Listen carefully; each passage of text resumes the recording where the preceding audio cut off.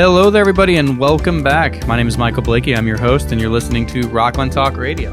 We're here with Paul Tappenden yet again. Episode 4, I believe, Paul? Episode 4 of Adventures in Foraging. And we are produced by Shark Creative, made possible by Entergy, Indian Point Energy Center.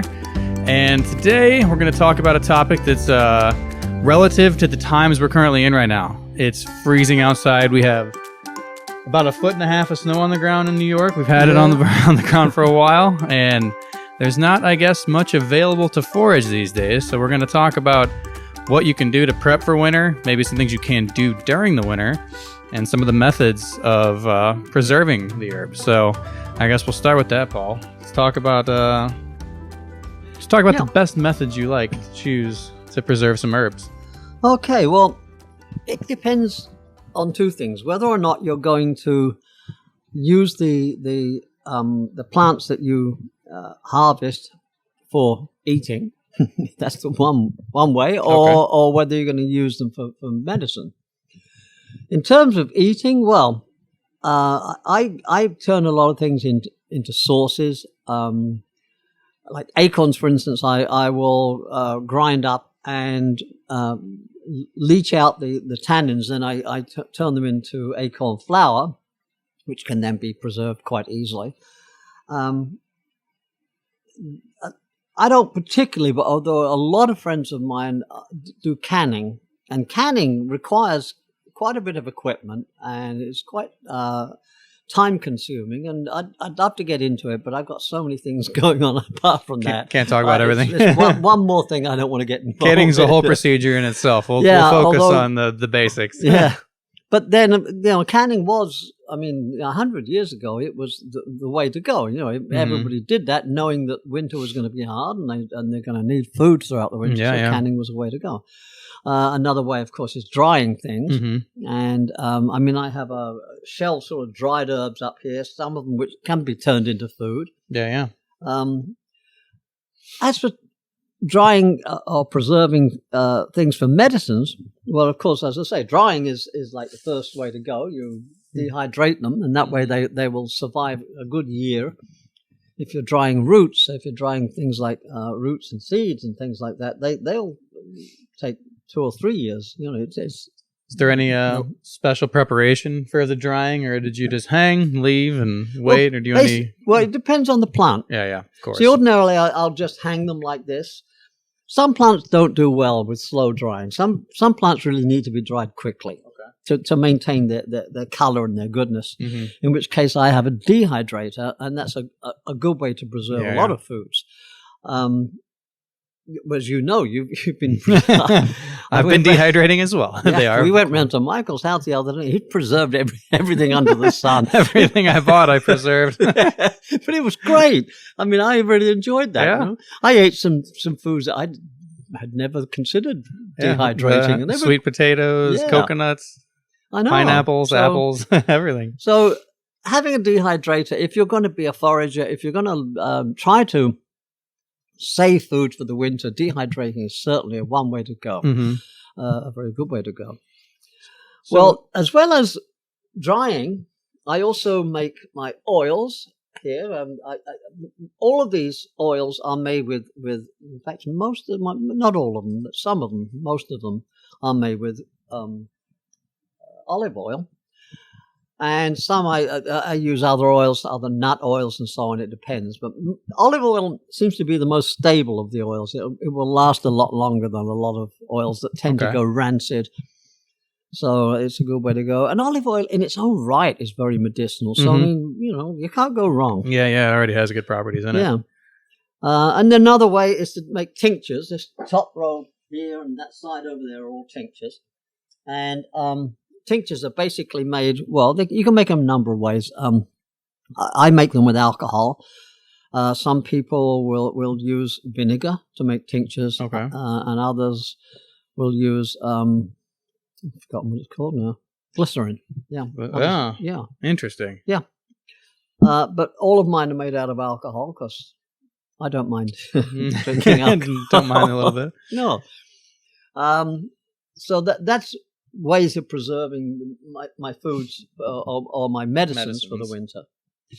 And I find that during cold and flu season, it's good to have tinctures on hand, because although the best way to take these medicines is as a tea, it takes several hours sometimes. In fact, I have a tincture. He's reaching for something glorious, folks. Yes. This is my antiviral tincture. Okay. And that takes about 3 days to make. Okay. So it's dependent on what you're using to make it. But anyway, that's about it, really. Yeah. I guess there may be some folks listening or watching that don't understand, I guess, the process of a tincture or a salve, or we didn't even talk about salves yet, so we'll get into those. What would be, give us a quick overview of the tincture and oil making, kind of your ratios, or is it obviously the more of the herb and the more of the plant, it's going to be stronger, I guess, but or not? Or how does that work? Yeah, there is that to it. But on the other hand, after years of experimentation, I and many other herbalists have discovered that there seems to be an ideal amount, what's the proportion, I should say, of herb to the amount of alcohol you put in. Okay. Some people put in as little as half the amount of herb as they do the alcohol. Others will use a much stronger mix. But each plant has its own needs, its own requirements. Yeah. I mean, the strength of the alcohol has a lot to do with it too. Some people will use a very strong alcohol, depending on what they're using. But in some cases, like with mushrooms, you don't want a very strong alcohol, because it will kill part of the plant, and then it's no use to you. So you got to know what you're working with. It's a bit of a science to it. Yeah, trial and error, and understanding the strengths and the properties. Mm-hmm. So with because it's wintertime, we talked about your antiviral tea.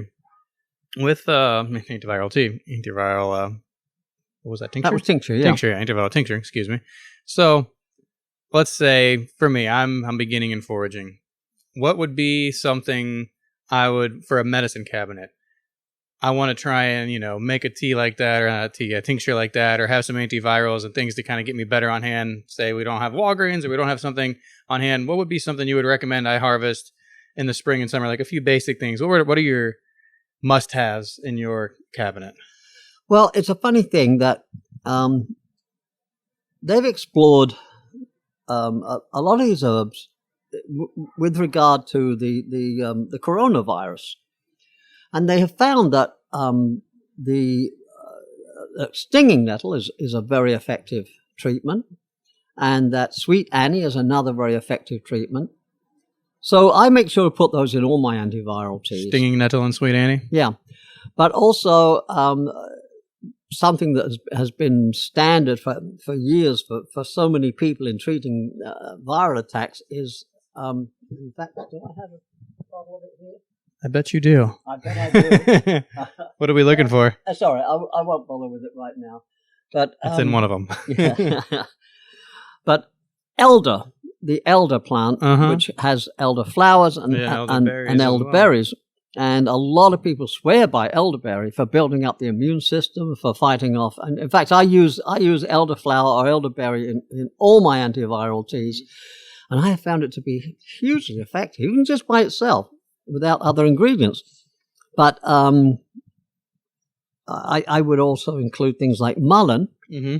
See, now with mullein is very good for anything respiratory. Okay.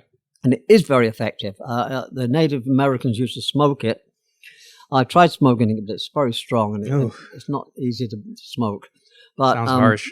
But I use it in teas, and it's great. Yeah. I use coltsfoot every once in a while, which is another good cough suppressant. Mm-hmm. What was it called again? Coltsfoot. Coltsfoot, yep.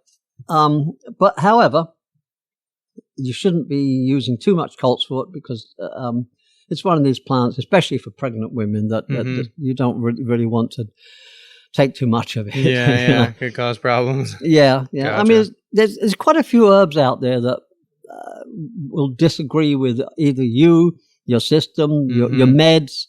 They affect you. Like, for instance, when pregnant women should avoid a certain number of herbs. I'm writing a book right now about using wayside medicines, as it were. Yeah. And a few of them have warnings. I make sure to include the warnings about what things you shouldn't do. Yeah. For instance, Echinacea. Echinacea is a wonderful. It's antiviral. It's a great system builder. It's good for colds and flus and everything. But there's some diseases that it exacerbates and makes them worse. Particularly if you have. We definitely don't want to do that. No, I'm trying to think of the term they use. It's a particular term. I'm blanking out today. It's too early in the morning. It happens to the best of us. Yeah, I know. Man. See, it's so... It'll come to me. I'll be right in the middle of another sentence. I'll suddenly scream it out. So. You'll post about it on Facebook. So, yeah, I mean, but we're talking about winter. And all the plants I've mentioned so far are summer plants. Mm-hmm. Yeah. You're not going to have them around in the winter.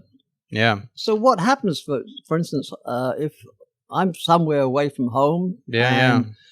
Okay, now it's winter and I want to treat a cold, but I don't have anything to treat it with. What can we find, Paul? Yeah, what can we find, Paul? Well, to start with, probably one of the most effective plants I can think of out there, and it's going to kind of surprise a lot of people to hear this. Is it not mugwort? It's the pine tree. Pine tree, okay. Yes. The pine tree, the leaves, just every aspect of the pine tree. I can't think of any part except the actual wood itself that isn't medicinal.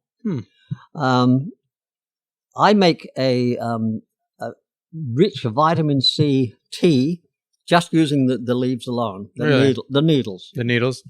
Yeah. That requires making a warm infusion. You can't use boiling water because that kills vitamin C. So I use warm water and I leave it for several hours and then drink it. Okay. Then there's the bet that tastes pretty good, actually. Yeah, it tastes pretty good, yeah. Some people think it might taste like disinfectant, but it doesn't. It tastes pretty nice. And then there's, let me see, the sap of the tree, the resin, that again is so medicinal. It's so useful for so many reasons.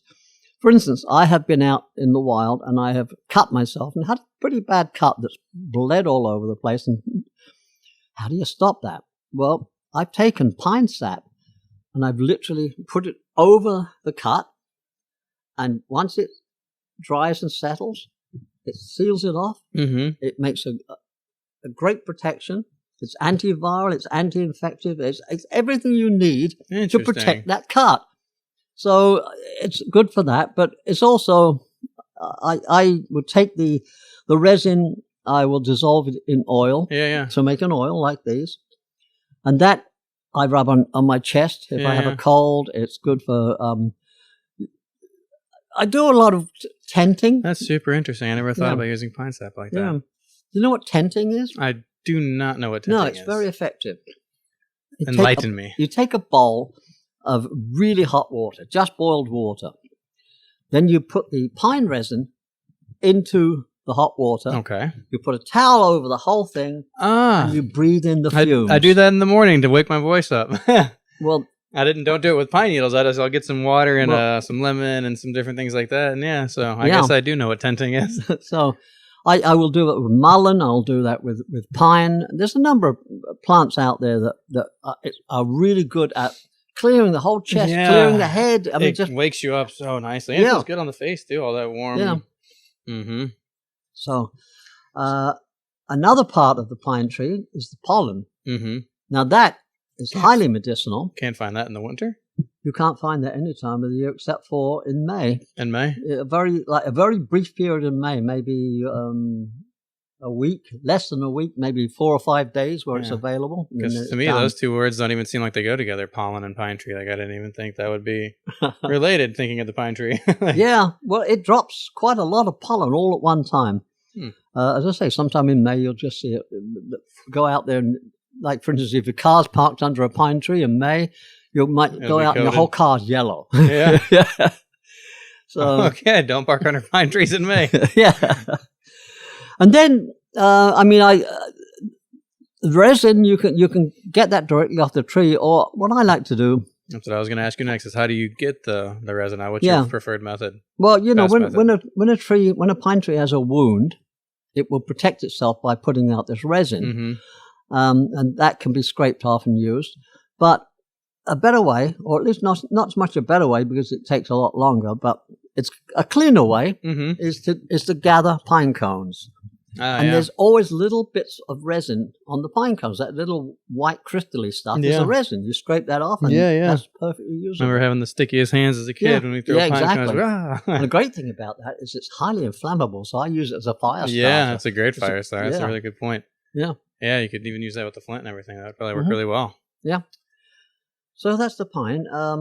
Other plant. So you can make a wound on the pine tree. Yeah. So just like maybe a little knife and let it kind of heal itself type of thing? They do that. I mean, African tribes very often do that. They'll make a big gash down the side of the tree and then come back in a couple of weeks, and they use the resin to seal their boats and okay. So it's almost like you could almost, if you have, know of pine trees on your property or on your house or your yard, you can almost prep thinking, okay, do a little pre-incision, so to say. Yeah. Interesting. So during the winter, there are other ways of getting your vitamins and also antivirals, and that is two things that immediately come to mind is rose hips. Rose hips. Yeah. In New York State, in this whole area, we have the multiflora rose. It's an invasive from Japan, and I will pick a big bunch of them, really. And this time of the year, they're like candy. They are so sweet. I cannot tell you. Delicious. And let's see, what's the other? Barberry. Yeah. Now, barberry doesn't taste nearly as good, but it's really high in antioxidants. Yeah. So for me, it's a wonderful supplement. That's the one you were talking about with harvesting, to where you kind of want to grab the whole twig, and then because the barbs or the thorns or actually they're not either. I don't even know what they call them, but the defense spikes. They're little spikes that are dead straight. You see, whereas with the rose bush, they curl backwards like cat claws. Yeah. So as you pull away from them, they rip you. These things are straight, and they grow forward. They grow, so when you start at the bottom of the plant and you pull your hand up the stem, you remove the berries without any cuts. And you flatten the barbs as you go, or the thorns as you go, and you don't. I've done it dozens and dozens of times and never had better than trying to pick one at a time. And when you try to pick one at a time, you're more likely to prick yourself. Yeah. So just the way it goes. So barberries, that's an excellent. I make sauces out of it. I make drinks out, all kinds of things out of barberries. Yeah. I make delicious pastries out of it. I've seen the pictures. I'm hungry. Yeah. So let's recap real quick. You talked about mullein. So we'll go through those few good antiviral herbs again, just one more time, just to hit everybody with them again one more time in case they wanted a refresher. We had mullein, I remember. Yeah. Elder is probably the main one, I would say. A lot of people swear by elder, as I do. Echinacea is also very good. And let me see what else. There's so many. Like first thing in the spring, the first plant in the spring that tends to come up is what is called dead nettle, and it's called dead nettle because it won't sting you. And it grows in large patches. And it is probably the first antiviral of the year. Okay.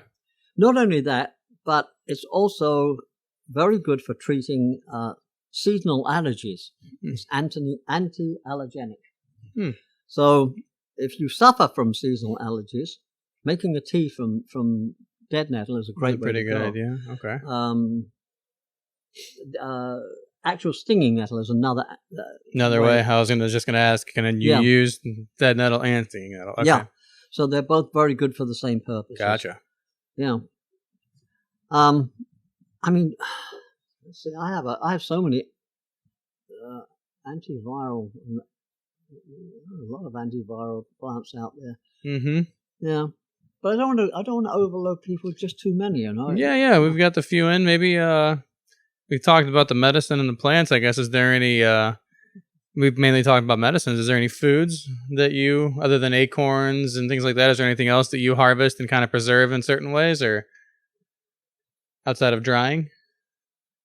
Well, yeah, obviously. I mean, a lot of things I do. I will make it and then freeze it. I mean, that's obviously the way to go. Yeah. And during the winter, you can store a lot of stuff outside. Yeah. Which is what we do. Nature's freezer. Yeah, nature's freezer. But I mean, like for instance, nuts. Let's talk about nuts. Every fall, starting in September, we have shagbark hickory nuts, which are delicious, and they grow in quite abundance around here. So I will. Hold on. Another exhibit. Yeah, another exhibit. He's off camera, folks, but he's still there. I'm off camera, guys. All right, there we go. For those who These are not pretzels. For those who are watching this on video, there's my big jar of Shagbark hickory nuts. Probably the most delicious nut available. Okay. I love shagbark hickory nuts. They're really good. And I put them into a lot of my baking and my pastries and so on. Yeah. Another really good nut that comes around every year is the black walnut. Black walnut? But the black walnut has a lot of drawbacks. It has a lot of drawbacks in the respect. It has a husk that holds on for dear life. It's really difficult to get the husks off. Mm-hmm. I found that putting them on the ground and rolling them underfoot will get a lot of the husk off, but there's still a lot to take off. Then you have to let them cure for 6 weeks. And after then, you open them up and find that half of them are bad. So it's a lot of work for very little return. 50% disappointment. It's a delicious nut, but it's just too much work and not enough return. What I tend to use the black walnuts for is I use the husks for making medicine. Okay. And that's very good for a lot of different things. It's antifungal. I've actually cured nail fungus with it. So that's one good thing. And nail fungus is a really hard thing to clear up. Yeah. But that really works. Interesting. How did you use the husk for that? Did you do like a boil, make a tincture? Or? Yeah, what I do is I take the husk and I slice it up into thin slices. Mm-hmm. If I'm making a tincture, I'll just add the alcohol. If I'm making an oil, I'll let it sit for 2 or 3 days. Okay, so you can put in bigger pieces with tinctures. Well, the point is that, the husks tend to be filled with moisture, and moisture is the last thing you want to add in making an infused oil because it'll turn it rancid.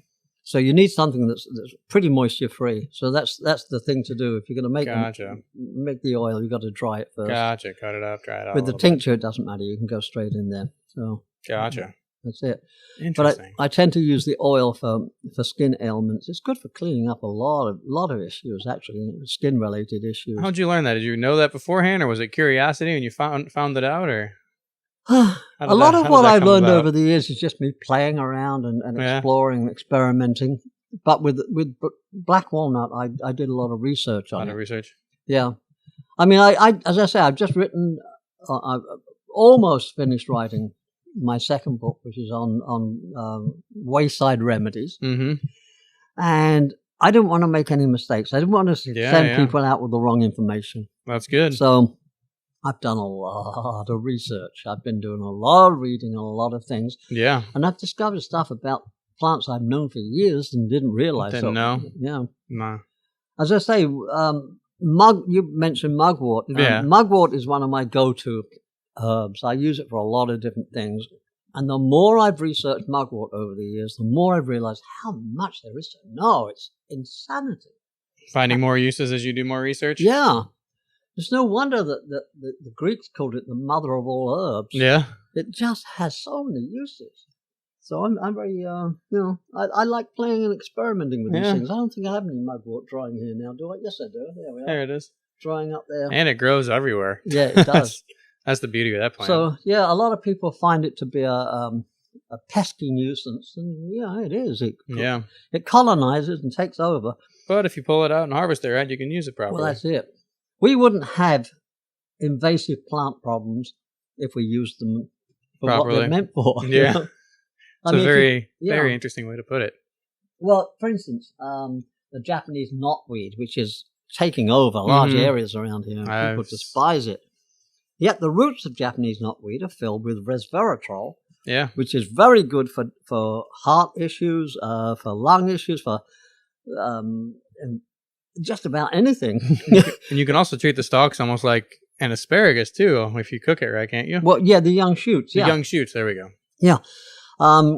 So the roots themselves, as I say, are very high. And if you buy a resveratrol supplement, it's actually made out of the Japanese knotweed root. Yeah. So anyway, the main reason that I like the Japanese knotweed root is because it's kept me from getting Lyme disease. Yeah. A lot of people will use it for treating Lyme disease, but I use it as a preventative. Okay. If I get bitten by a mosquito, if I get bitten by a tick, I don't take any chances. The first thing I do is I start taking either a resveratrol tincture or a tea or any form of resveratrol. Get that in your system. I'll use it like an antibiotic for a week. I'll start out with a big dose and then I'll take regular doses throughout the week. And touch wood, I have not ever had Lyme disease, and I've been bitten numerous times. Yeah. Yeah. Well, that's good. Yeah. It works then. Yeah, it seems to work for me anyway. So there you go. Gotcha. Mm-hmm. Well, if anyone's interested, Paul mentioned he's writing a third book. He also already has a book out there right now. I guess you wrote one book and then you kind of revised it, and then this is number 3. Yeah. So if you're interested in getting his book, which is talking about many of the things we've already talked about, rocklandforager.com, and that's where you can get it. There's a lot of knowledge in there. It doesn't have everything, but it gets you off on a great start, and he really explains it in very easier to understand ways, and it's not a huge scientific article, but it's very, very practical. Paul, before we sign off, is there anything else you would want to talk about in terms of the winter? We went over the pine needles, how you can use the sap to heal little wounds. We went over some things about drying and making tinctures and oils. What else do you want to kind of leave people with? See, right now, in this area, and most of the country, we're having a deep freeze going on. And snowing in Texas. A lot of snow. Snowing everywhere. Texans are freaking out. Yeah, a lot of the world is just completely covered by snow. But in past winters, when we haven't... Hello. In past winters, when we haven't had as much snow, when we've had enough access to the ground, there's a number of plants that will last throughout the winter, regardless of how cold it gets. Chickweed is one of them. Mm-hmm. And chickweed is very high in vitamin C. Okay. And it's very high in GLA, gamma-lanolleic acid, which is very good for treating a lot of female issues, especially concerning the symptoms of menopause. Okay. And it's chickweed is also very good for skin issues, and on and on and on. So it's one of these miraculous plants, and it loves the cold weather. Then there are other plants such as winter cress. Mm-hmm. Now, winter cress actually blooms in the spring, but it stays around throughout the winter. And it's a member of the mustard family, so it's naturally anti-cancer. It's a really nutritious plant, and it's quite delicious. Yeah? Yeah, it has quite a spice to it. I was just going to say, is it kind of like a mustard green, little bit of zing to it? Mustard green. And as I said, a number of greens will still last throughout the winter, so... You may have to dig through some snow to find them. Yeah. But I mean, if your concern is getting a sufficient amount of vitamin C, it's possible. It's not like you have to go through winter without vitamin C. Mm-hmm. So you can find it. Yeah. You just got to know what you're looking for. Mm-hmm. For many years, my winter activity was getting out there and building igloos. Mm-hmm. I love to build igloos and live in them. Yeah. You can make good structures out of igloos. Yeah. And I found that the secret was insulation from the ground. So I would create a browse bed. Now, browse bed is where you take the ends of pine trees, the needles, if you were, of pine trees, and you weave them into a mattress to keep you about at least 3 or 4, 6 inches off the ground. Then you can put your sleeping bag down, and I found that really works to keep you warm. Okay. So I don't know. That was just an aside, nothing to do with all this. But. No, that's a good little survival tip, though. That's a nice little. That's a nice thing to know. I never even thought about it. I've always known you can do make grass beds or leaf beds, something to insulate you a little bit. I never thought about using pine needles. Well, I did a lot of exploration and study of survival at one point. Different ways of surviving various circumstances, and building shelters was definitely one of my favorite activities. I've built so many different kinds of shelters over the years. Many ways you can do it too. Yeah. Building shelters, making fires. I became quite an expert on making different kinds of fires. Yeah. I really should. I'm planning on doing a series of workshops on making different fires for different purposes, because it's amazing the things you can do. You can bake bread in the wild. Yeah. I've done it. I've made pizzas in the wild, believe it or not. That I am looking forward to seeing how you do that. I think you actually explained that in a post recently. Yeah. So I'll have to go reread that one again. Yeah. All right. Well, I think we have pretty much covered a lot of the basics of the winter. So yeah, pretty much. We'll let them sign off here. So, folks, you've been listening to Rockland Talk Radio with Paul Tappenden, the Rockland Forager. This is Adventures in Foraging. And as you just noticed, we talked about a bit of an adventure there. Paul's talking about sleeping on pine needles and building snow forts and shelters. So we're going to talk, I think, some more on some of his extravaganzas and how he survived those. But for now, you can go to rocklandforager.com. You can get his book. You can get his t-shirt. You can get his hoodie. And just support him there. And then also keep in touch with us on Shark Creative YouTube. Subscribe to get more stories like Paul's, local stories inspired in Rockland Talk Radio, Westchester Talk Radio, Dutchess, Putnam, all of those. We're in all those areas. And until then, have a great rest of the week and stay warm. Cheers.